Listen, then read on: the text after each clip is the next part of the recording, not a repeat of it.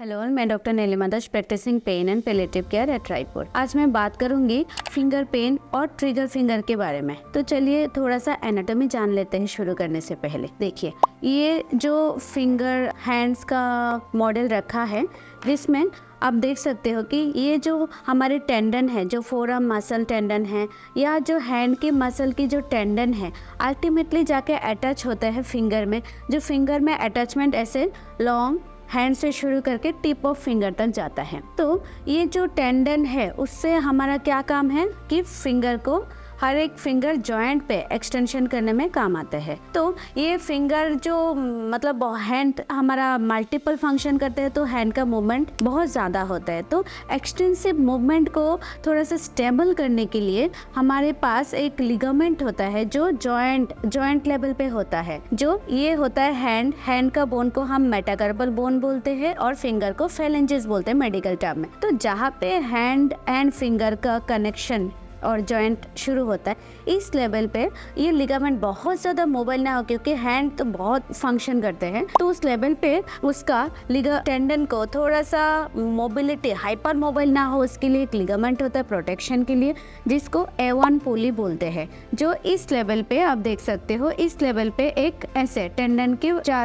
दो तरफ ऐसे राइट एंड लेफ्ट ऐसे A1 पुली बोलते हैं लिगामेंट कनेक्शन को। तो अब क्या होता है, A1 पुली में जब इन्फ्लेमेशन होता है, ये इन्फ्लेमेशन के बाद जब फाइब्रोसिस हो जाता है, तो ये लेवल पे टाइटनेस आ जाता है। टाइटनेस के बाद क्या हो जाता है कि हमारा ये जो टेंडन, अब कोई भी लेवल पे अगर टाइटनेस हो जाता है, तो उसके पहले वाले हिस्से में फ्लूइड एक्युमुलेशन हो जाता है, जिससे एक नोड्यूल जैसा बन जाता है। तो ऐसे क्या होता है, जब हम फ्लेक्शन करते हैं वो तो आसानी से हो जाता है, बट नोड्यूल क्योंकि वो A1 पुली के जस्ट नीचे ही होते हैं, तो जब एक्सटेंशन करते हैं वो करने में मुश्किल होता है, जिसके तहत पेशेंट को क्या हो जाता है कि ये एक स्नैपिंग जैसा, एक गिववे जैसा, पेनफुल गिववे जैसा एक फीलिंग आते हैं। इसलिए इसको ट्रिगर फिंगर बोलते हैं और स्नैपिंग फिंगर भी बोलते हैं। तो ऐसे कैसे आते हैं, प्रेजेंटेशन क्या होता है पेशेंट का। पेशेंट जब आते हैं, पेशेंट को यहाँ पे पेनफुल या नोड्यूल भी फील हो सकता है, या पेशेंट जब रात को सोते हैं तब पता नहीं रहता, अपने आप फ्लेक्शन पोजीशन में आ जाता है। सुबह जब उठते हैं पेशेंट का ये पोजीशन होता है फिंगर की, जिसको ट्रिगर फिंगर बोलते हैं। तो धीरे धीरे जैसे काम शुरू करते हैं, धीरे धीरे ये फ्लूइड जो एक्युमुलेटेड हुआ होता है वो धीरे धीरे थोड़ा सा सबसाइड होता है, या रिपीटेटिव एक्टिविटी, या अगर पेशेंट खुद से भी ये ट्रिगर फिंगर को सीधा करते हैं, एक स्नैपिंग गिववे जैसा ऐसे फीलिंग आता है, क्योंकि नोड्यूल ये A1 जो पुली है इसको क्रॉस कर चुका होता है। तो ये क्रॉसिंग पेनफुल होता है, स्नैपिंग होता है, गिववे वाली फीलिंग आता है। तो ये होता है ट्रिगर फिंगर के प्रेजेंटेशन।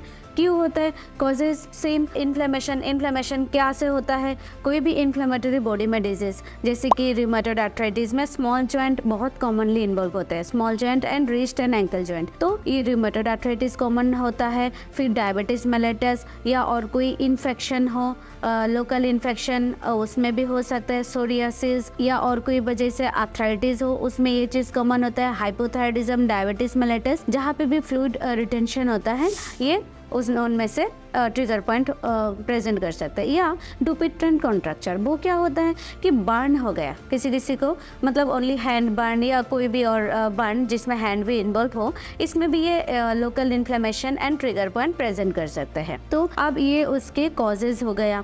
अब उसका ट्रीटमेंट कैसे करें। ट्रीटमेंट में हमें same anti inflammatory and pain killer के साथ साथ स्प्लिंट, जो हैंड से लेके जस्ट इस जॉइंट तक, क्योंकि ये जॉइंट पैथोलॉजी सिर्फ ये ही प्रॉक्सिमल मेटाकार्पो इंटरफेरेंजियल जॉइंट को इन्वॉल्व करते हैं, तो स्प्लिंटिंग भी इतना ही एरिया के लिए देते हैं स्प्लिंटिंग, बाकी फिंगर की मूवमेंट ठीक रहते हैं। तो स्प्लिंटिंग, देन रिपीटेटिव एक्सरसाइज कुछ दिन के लिए प्रिवेंट करना होता है। एंटी इन्फ्लेमेटरी एजेंट देते हैं जिसमें इन्फ्लेमेशन या बॉडी में जो भी अदर डिजीज़ है इन्फ्लेमेशन कम करने के लिए उसकी specific medicine plus pain killer and anti inflammatory दिया जाता है। जब इन सब से भी काम नहीं होता, तब हम जाते हैं इंजेक्शन थेरेपी में, जिसमें हम सोनोग्राफी गाइडेड, जहाँ पे इन्फ्लेमेशन एंड स्वेलिंग दिखता है, हम A1 पुली के नीचे हम स्टेरॉइड, बहुत ही लो डोज स्टेरॉइड जिसमें कोई सिस्टमिक साइड इफेक्ट इफेक्ट्स भी नहीं आता, वो हम दे सकते हैं। तो क्रोनिक केस में स्टेरॉयड भी जब काम नहीं करता तब इधर हम PRP 2-3 सेटिंग पे भी जा सकते हैं, जिसमें मैंने बोला कि PRP थेरेपी क्या होता है, रिजनरेशन थेरेपी क्या होता है। आप मेरे